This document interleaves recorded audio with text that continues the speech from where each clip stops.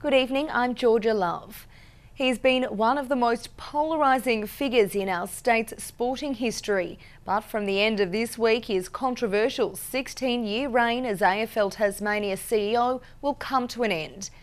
As we revealed exclusively last week, Scott Wade will no longer be in charge of football in Tasmania.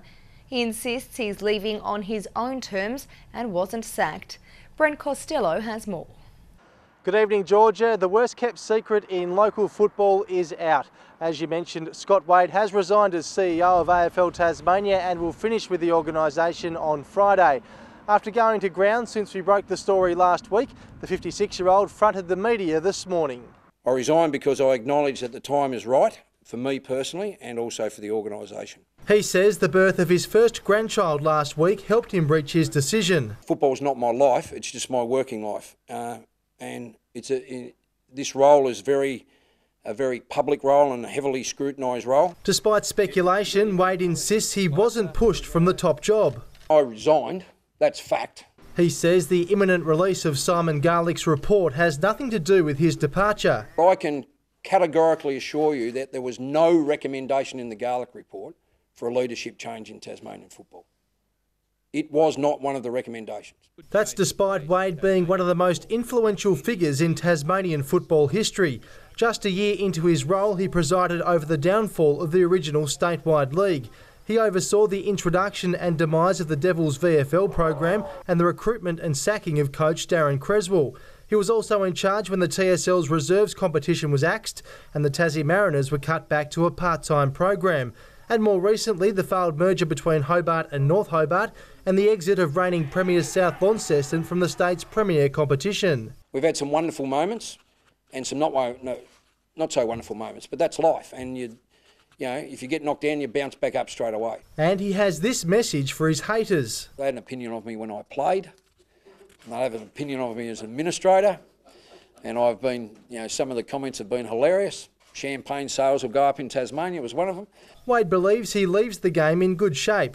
That's not to say that there aren't challenges. There'll always be challenges. Some of his achievements include bringing 7 AFL games a season to Tasmania, increasing government funding, the construction of new facilities and the establishment of the Tasmanian Football Hall of Fame. Things he says he couldn't have achieved without the people under him. Contrary to popular opinion, AFL Tasmania has never been and never will be a one-man show. We turn up to work every day to want to make Tasmanian football better. That's why we're here. We don't turn up every day to make Tasmanian football worse. We want to make it better.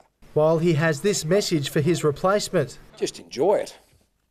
Just enjoy it. It's a privileged role. For now. I'm an unemployed grandfather. But he's already making plans for the future. I'll definitely still be involved in football, be assured of that. I might even become a TSL club president one day. The AFL is now on the hunt for a new CEO for Tasmania that can implement the recommendations from Simon Garlick's report into the state of the game. Georgia, it's certainly been a watershed day for Tasmanian football. I'll see you back in the studio shortly with all the reaction from today's announcement. Thanks, Brent. See you then. As you heard earlier, Scott Wade has officially resigned and will leave his role as AFL Tasmania CEO on Friday.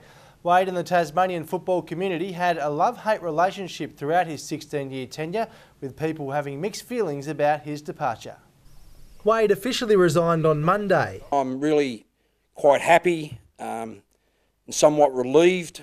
I admit that part of me wishes that I could be part of the future at AFL Tasmania, but in the end I came to the conclusion that the time is right for a change at the top. A former fierce rival of Wade's agrees. It'll be good for football in Tasmania. In his time as Glenorchy Football Club president, Steve Alley had plenty of slugging matches with the CEO. You've only got to look at the track record under his watch, all the failures that occurred, and I think there are just far too many, and very, very few positives. You always have regrets, but in the one thing I don't regret is I am who I am. Tasmanian Football Council Chairman Kyron Johnson says football in the state is more structured than ever before. We've got the 3 regions of football in Tasmania all sitting down around the table, singing from the same hymn book. I mean, that's never happened in this state before. Current Lauderdale coach Darren Winter is a former teammate of the outgoing CEO. He openly said that he's the most hated man in Tasmania. I thought I was, but he took that mantle off me well and truly, I think. He believes his departure is a chance to bring fresh change. He's done the best job that he could. He's done some fantastic things. I'm sure that he'll be the first one to put his hand up to say that he probably got a few things wrong at different stages. But overall, I think it was a pretty tough job to run. Key AFL figures will visit Tasmania next week to brief the state's major clubs. Football in Tasmania will continue to change. The only permanent is change. The football community has been polarised under Scott Wade's leadership, and there will be a great opportunity for somebody that takes on the position to turn all that around.